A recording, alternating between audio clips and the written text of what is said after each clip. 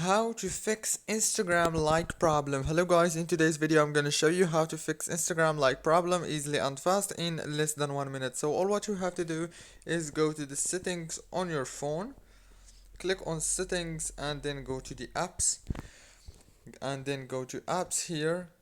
And now all what you have to do here on this page is wait a few seconds until it show you all the apps that you have on your phone. Scroll down until you find Instagram and click on it like this.